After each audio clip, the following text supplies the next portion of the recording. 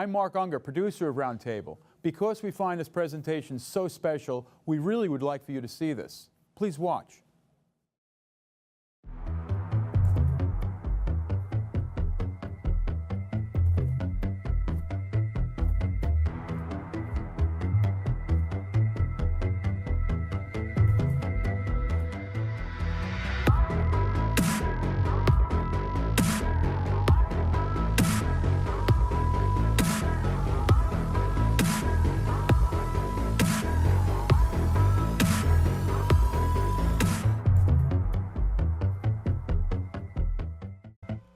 Good evening. Welcome to Manhattan Neighborhood Network's Roundtable Single Shot Show. We mentioned the relationship between painting and photography on this show quite a few times. It's never been easy. Sometimes painting was a rival of photography. Sometimes photography, since actually its inception, was undermining the positions of painting. Sometimes they was complementing each other, but it always was complex, and it always was, in the end, rewarding communication and a rewarding collaboration of two medias. And in order to look into it, put it in perspective, and discuss relationship of painting and photography, we invited Danny Glass, painter whose works have some properties of photographic images, but yet so different and so much more substantial than what you would expect from photograph. Thank you, Danny, for coming here today, and let's see how these two medias work together. Thank you. I'm happy to be here. Thanks for inviting me. Yeah, so your works, from the very first glance, striking as something that you can relate to one of the most noble and one of the most respected medias of photography, the street photography. They depict your regular people in a city environment doing the regular tasks and living their life. But yet, when you look a little further, you starting to see the difference between photographic presentation of what you see, what you usually expect from a camera work, and what actually was created by your brushes. So let's look into it a little bit. No, I definitely think that for figurative painting, we live in an incredible age with the accessibility and the sophistication of photography technology to aid in the creation of visual art that isn't photography. I think that the most interesting interactions, because as a painter, you decide what you want to be making. As a photographer, you decide what you want to go do and what you want to make as well. And for someone that thinks that people are the most interesting things to depict, humans, I found that the most interesting interactions of people with space and light and color was found out in the real world, as opposed to necessarily staged in my own space. And to accomplish the goals and the paintings that I wanted to make, from an early period, I realized that I would need to use every tool, every artistic tool that's available in an equal way to achieve what I want. Oh, yeah. So the original reason why you chosen that particular subject matter was actually related to you trying to explore as much of the tools available for you and to introduce them in your paintings.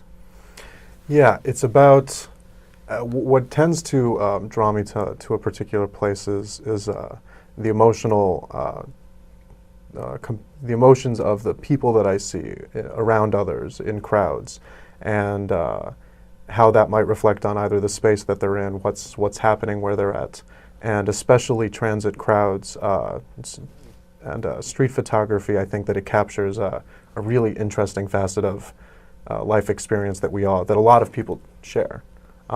Those relationships that aren't real relationships with strangers, with people we pass by, but still real human interaction in a lot of ways. Well, when you talk about emotions, your work's indeed very much closer to street photography than your traditional realistic painting. Paintings, at least the ones I've seen, and I've seen a couple of them,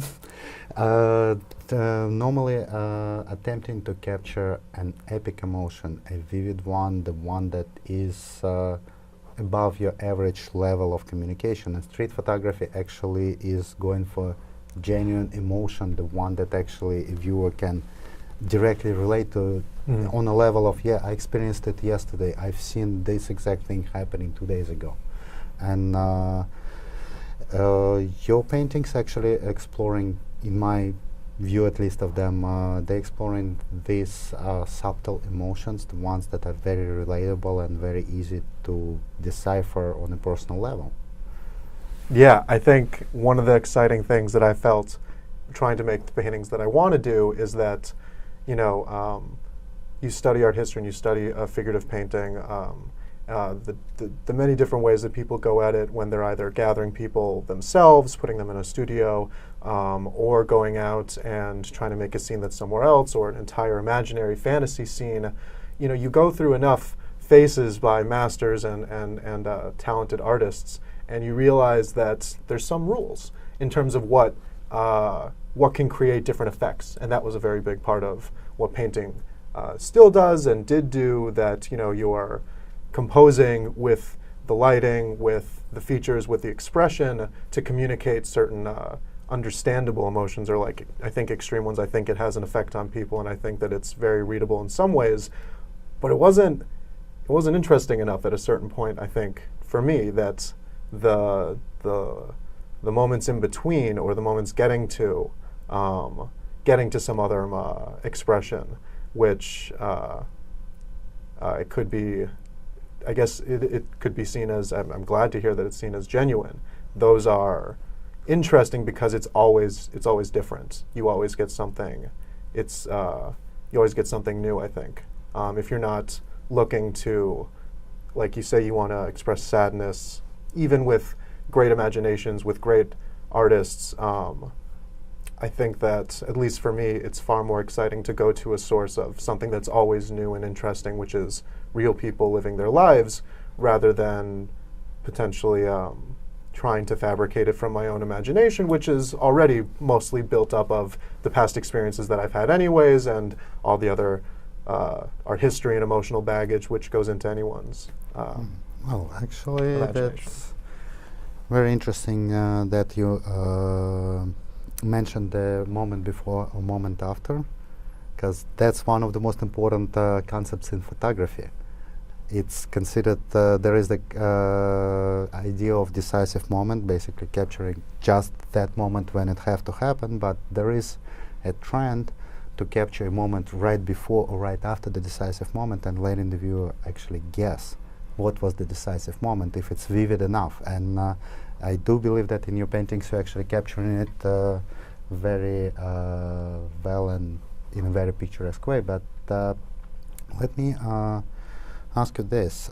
As I understand, these works are based on photographs most of the time, but they're very different. So why wouldn't we go into exploring how they're different? Because in my understanding, yes, they show the genuine emotional aura, if I may say that. And it is different from what you would expect from painting, especially if it's something like a surrealist painting, where the emotion is very vivid, very in your face, and very specific, not really open to interpretation. The real emotions and the ones you express in your paintings are usually a mixture of several things. And especially in a crowd, you get just the general feel of the crowd, and then sometimes you're starting to look at the faces, and that's what happens with good street photograph, and that's what's happening with your works as well. You're looking into the faces, you're looking into details, and starting to understand the complex mixture of emotions that is overwhelming, or sometimes just existing in specific figures of the work.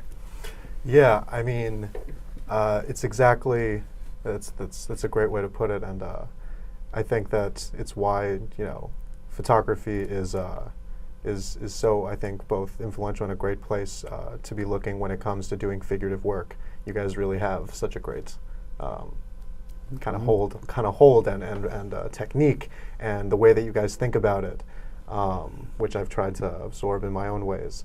But what is it? I think that the techniques of painting that I've learned, and then the understanding that I have or I think that within painting you have almost an infinite number of ways to try to take out space, to try to define space, without having to stick to one level of detail creation or one type of technique necessarily. And you can do things, painting, at least it's easy for me to do it the way that I do it. It's the most accessible way for me to do it.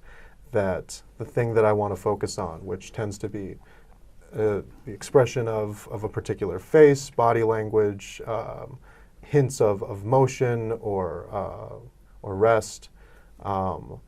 It's almost like you can put together those things, those scenes, and then for me, when I started, when I was originally making some earlier paintings, I was very concerned with maybe not with how much more did I need.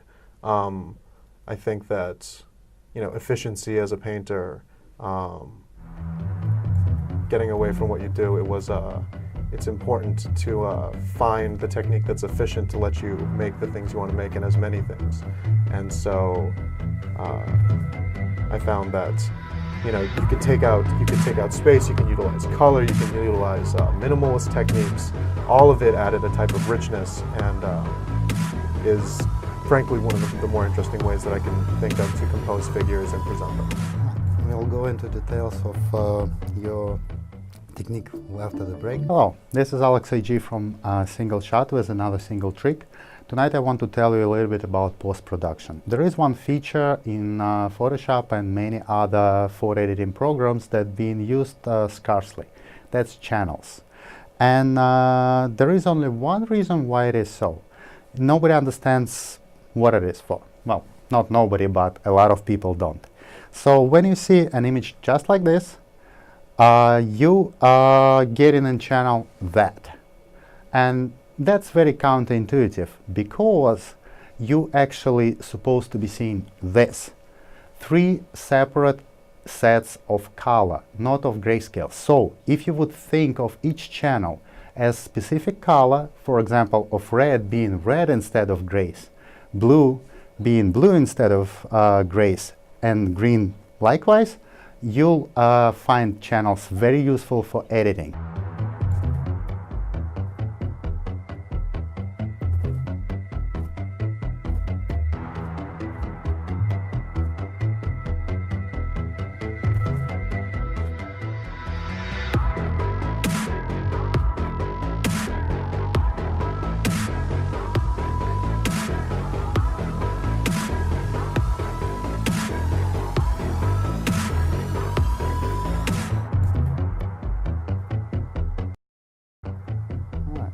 Alright, we're back and we was talking about your approach to actually creating the painting. So my understanding is first the photograph is taken, then based on photograph or photographs, sometimes it's multiple images, you create sketch, and from that sketch you actually create the final painting. Mm-hmm. So the natural question, how much of the photograph in terms of its energy and spirit is left in the final product? Because the difference is pretty striking for me when I saw the original and the final result. Mm-hmm. The difference is very big in terms of, I would say, the archetypical part of how it looks. It is those real feelings, but they brought on some timeless level and cleaned in a way from anything that is unnecessary. Correct me if my impression is wrong. I mean, I like to think that I can tell sometimes when if I'm a more successful photographer and the photo that I do take, which helps to serve as reference, sometimes it carries much further than I think it does. Potentially there's kind of equal levels of energy. At the end of the day, that's limited by my talents as a photographer, I think. But for me, it can be frantic, it needs to be quick, and at the end of the day, it's about efficiency and having Sometimes, sometimes the most important thing that's helpful is to just have a specific reminder of, different details of scale or architectural features, or just like small spacing things, which I know can help to make a difference if I want to play with them, but I want to know what it looks like from a certain view. But yeah, I mean, the reason why I make paintings is because I think that there's something else that happens that I transform that observation with a camera, the observation I can make either when I'm there, when I try to sketch. Now sometimes if we're painting a crowd crossing the street, it's harder to do so other than different types of gestures. And really it's also all about trying to like aid the real memory that you have when you go places and you see people too. So the photograph, the sketch, the additional works that I make afterwards, it's about trying to capture the memory, and then after you kind of process that and come to like a final composition of what you want to express about the moment, then it takes off in the painting and can go in a million different directions. So in a way, it's distilled product of all this preparational work.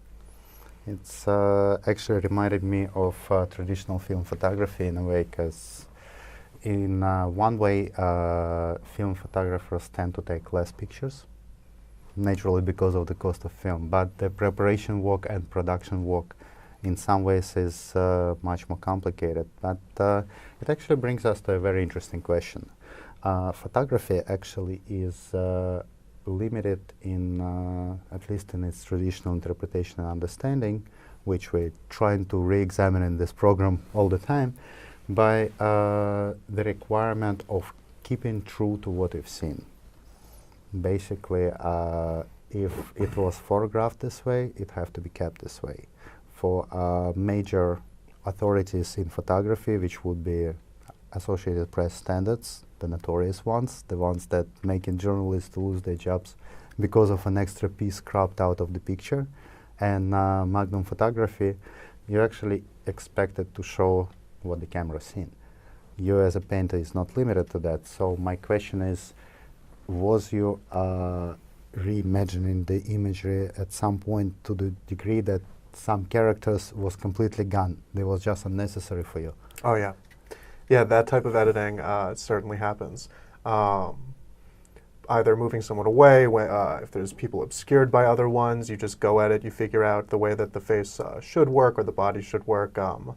All the time, it's about making spaces, the negative spaces, the ways to allow different light and different structures and different spaces to come through. That's part of why I love to do it. But it is the same, I think, for artists who work in photography. I think that it's a different issue when you are doing the job that we're kind of talking about here, that painting used to have, or visual art, traditional visual art used to have, and now it's been, it's taken by the newer technology, being photography and video, moving forward, that there's a job of documenting that has standards and supposed to be truthful in some ways. And I think that we can try to think of where those spheres, why it could be useful to have standards, while not assuming that it's truth, because we're all artists here. We know that no, it's not. We know that the photos we see in tons of magazines are edited and touched up anyways, and it's always it's still from a camera. It's not. We could get into all sorts of philosophical potholes when we talk about that, but it doesn't have any place, I think, when it comes to what fine art photography should be concerning itself with. That's a shame to hear. Well, apparently it's the reality of the world we're living in. Painters was fortunate enough to have this liberating experience of the end of 19th century and beginning of 20th century, with impressionists just showing to the world that yes, we can paint it exactly, but we don't have to, and it will look better than if we would make it just real. Mm-hmm.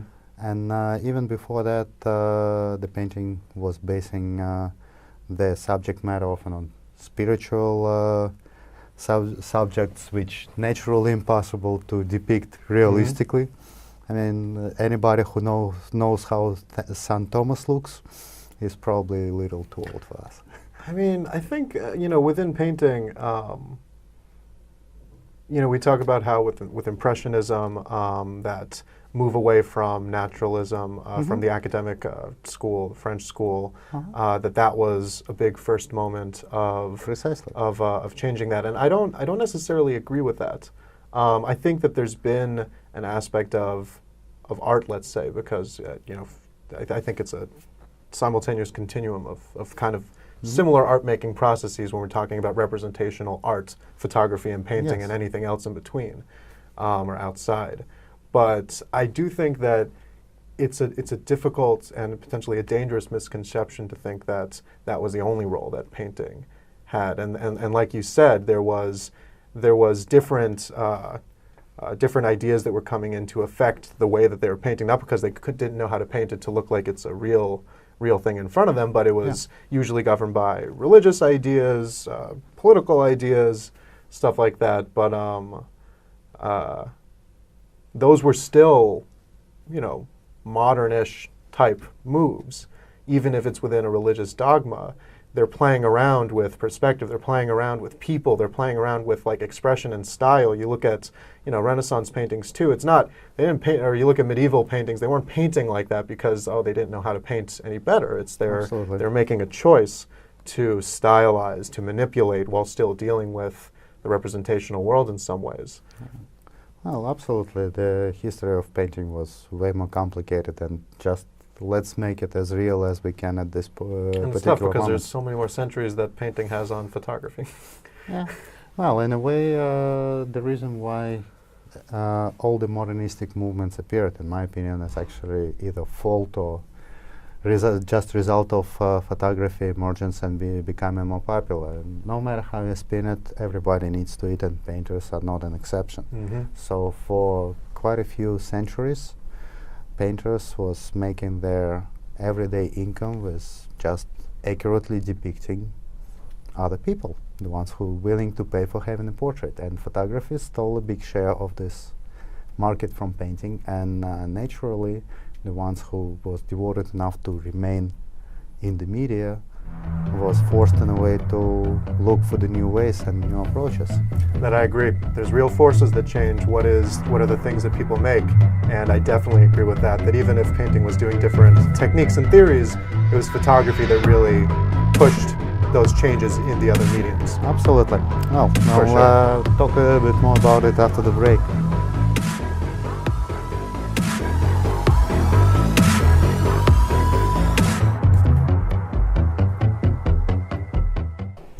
Hello, and welcome to Single Trick by Single Shot. Today I will tell you how to take a macro image without having macro lens with you. What you need to do is to focus your lens to as close distance as you can, then take it off the camera, holding it with your hands, determine how far it has to be from a camera in order to take a shot on a distance you'd like. Then you'll take my favorite piece of photo equipment, piece of paper, and make out of it a stripe that will be as wide as the distance you found for lens and a camera. Then connect it with something. I'm connecting it with a staple, but can be really anything. This piece of paper is needed to minimize the light leaks. So once you've done it, you put it in front of the camera and taking your shot. Watch us on YouTube for more single tricks.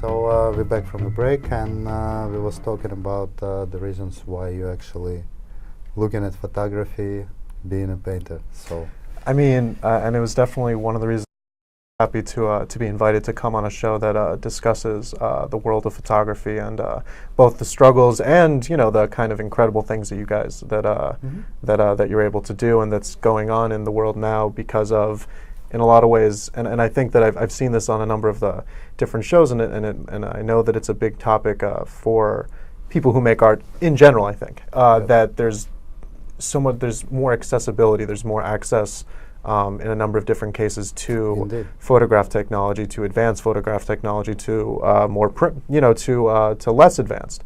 And I just think that as a painter and as a figurative painter, it kind of feels like there's not a better time that I could have imagined to potentially be wanting to make the work that a representational figurative painter might want to make. And so much of that is because of what photography has allowed us to do. And I think that, one of the things that you had mentioned was, the relationship between photographers and painters, and one fighting for the space of the other, and that's all very real and market-based, and in some ways potentially out of our control as the artists. But for me, I couldn't be happier to learn all that I can from photographers, from these artists, and to utilize the technology that we have now. And I think that for someone who wants to paint people and who wants to make paintings of people in real places, you have more ability with the reference you can gather, and you have more you have more things you can learn about with the internet, with databases of art and art history and painting, and it's incredibly exciting. And I think that the scope, there's just so much there. I like to be optimistic and think that there's so much space, because it's people, and it's people in the world, and it's different locations, and there's far more of that than there are potentially artists to depict it. But then again, it is happening. Everyone has a phone. Absolutely. In some ways, it's kind of cool to, that we live at a time where we have more practicing artists than ever before. Other than potentially, writing, because a lot of people do write, you take part in that artistic creation, but it wasn't always the case that everyone took part in visual art in a lot of ways. Well, there was time when most people didn't even know how to read, so it's definitely exciting times for the arts we're living in, and the part of the art that actually helps to unite all the different medias and all different peoples around the world is definitely more than just important. And just to round it up, our time is almost done. I wanted to mention that besides being rivals, photography and painting always was the closest relatives who was helping each other. Everything photographers have in terms of composition, color theory, and general approach to even displaying art on the wall, we own the painters. So let's just see how those two medias will project in the future. Thank you very much, Danny. It Thanks was so much. a treat. And